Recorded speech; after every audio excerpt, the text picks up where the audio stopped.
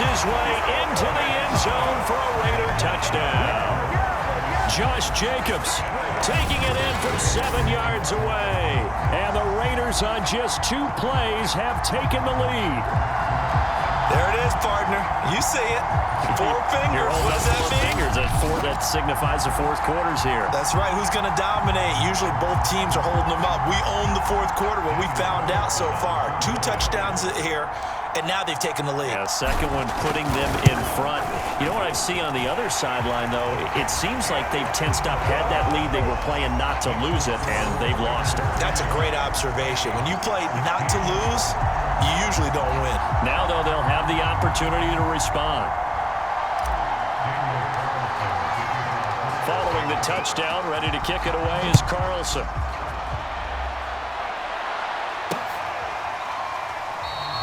And there will not be a return here. It's a touchback, and it'll come out to the 25-yard line. Now the Minnesota offense set to take over again. And they will be looking to answer the touchdown their defense just surrendered. Still a good chunk of time remaining here in the fourth quarter and a chance to regain the lead in a tight one.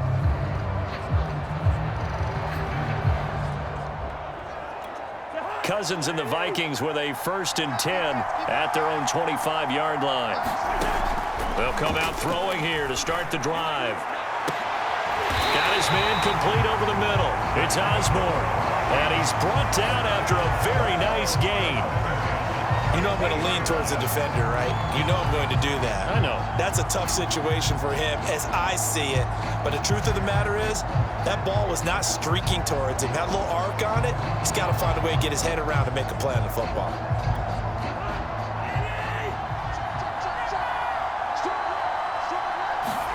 Cousins now from the 50.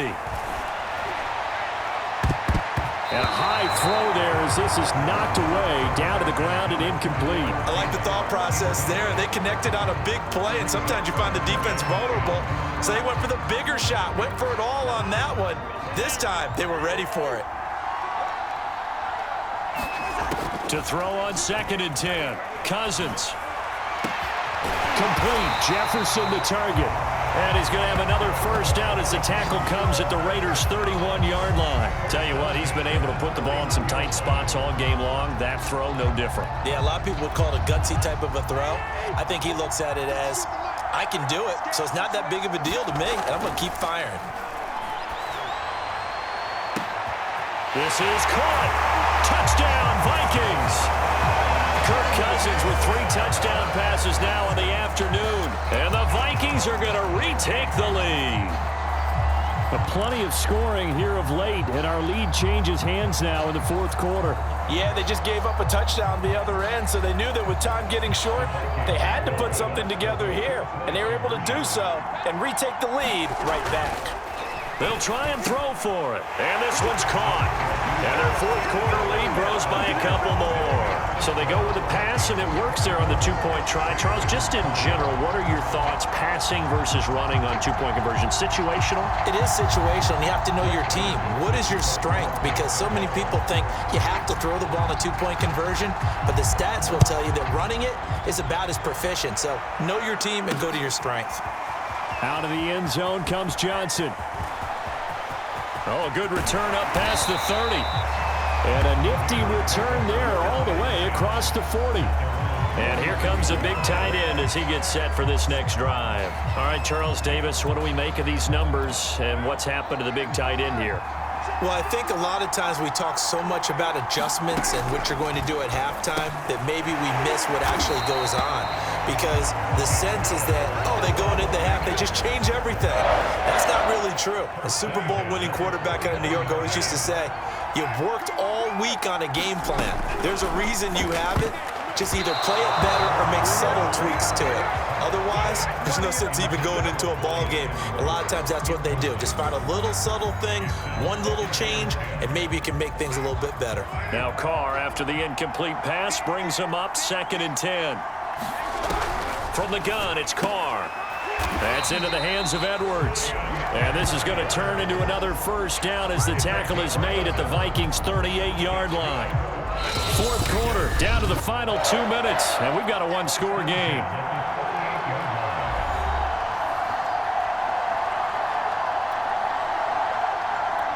So it's Raider football as we get you reset. They come up on a 1st and 10, desperately needing a score here on what could be their final drive. Meanwhile, Carr's throw taken in by Edwards. And he's taken down inside the 30. The Raiders going to use one of their timeouts as they'll get a chance to talk it over after picking up the first down.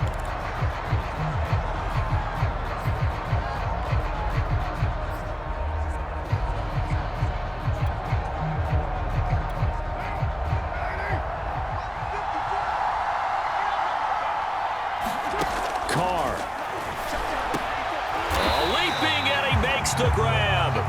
And inside the 20 before he's brought down. I tell you, it has not been his best day throwing the football. He really needs to piece something together here. All will be forgiven if he leads them into the end zone.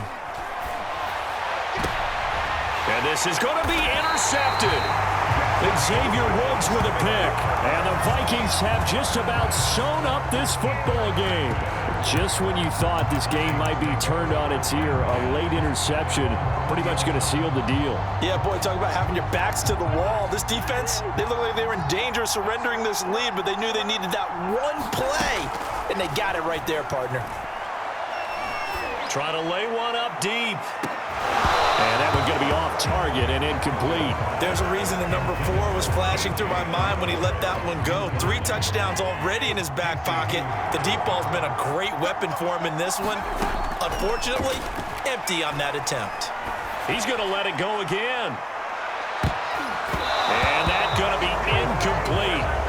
Good effort there, trying to take a shot, but it's 3rd down. An important play right here, 3rd and 10. And I would expect pressure here. Now Cousins. That's going to back him up almost a full 10 yards. It's going to be a loss of 9 officially, and it's 4th down. The Vikings going to signal for the first of their timeouts. That'll leave them with 2 remaining. We'll be back after this. And they're going to go for this. Just 1 for 3 so far on 4th down tries. They're trying again. Fighting to stay upright. And he's brought down. Can't do anything with a football. It's a sack and a turnover on downs. Mike Zimmer got to be unhappy with how that turned out. And my goodness, that means this next drive will begin 4 yards from the end zone already. He'll swing this one out to Richard. And this is going to result in losing yardage. They're driven back to the 8-yard line. Now the Raiders going to go ahead and use the second of their timeouts as the clock shows 50 seconds to play here in quarter number 4. Throwing his Carr. Over the middle, complete. That's Jones. They'll get this halfway home from the 8 to the 4 on a gain of 4. Now the Raiders going to burn their 3rd and final timeout as they'll stop it with just over 40 seconds to go in the game. Here's Carr. And it'll be intercepted. It's Cameron Dantzler who picks it. And the Vikings have just about sewn up this football game.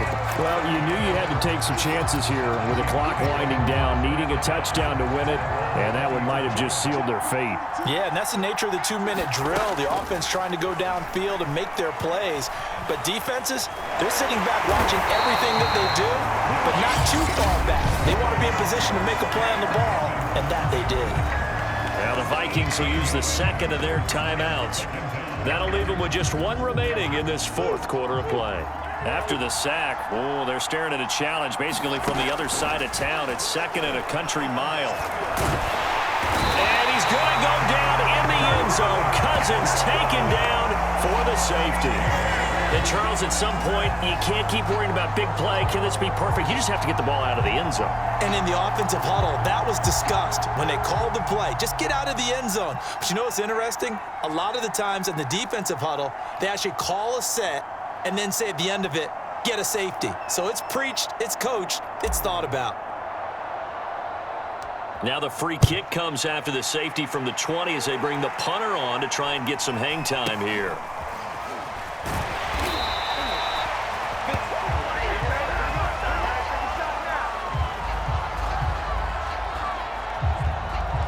Here's Las Vegas ready to take the field.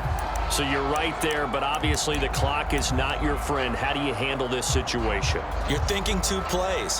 One, to get yourself in position for the second one, whether you're able to get into field goal range or you have to try another deep pass, another Hail Mary, but you're trying to get the first one to a receiver, get out of bounds, and give yourself a chance to set things up for an easier shot at it. We'll see if they can do it. Might be easier said than done. Darren Waller, the intended receiver, but it's going to be second down.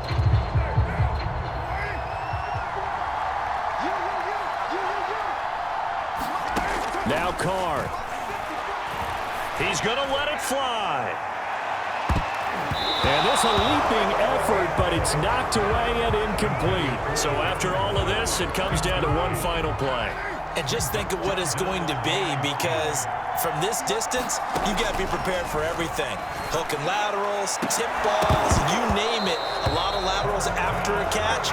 Just got to be prepared, stay on your feet defensively, and tackle someone. This defense looking impenetrable now. 3 straight incompletions are giving him nowhere to go with the football. Maybe a little frustrated back there. Oh, there's no doubt about it. When you've missed on 3 straight, there's going to be some frustration. But now he's got to make sure that that frustration is temporary, not lingering. Big throw coming up.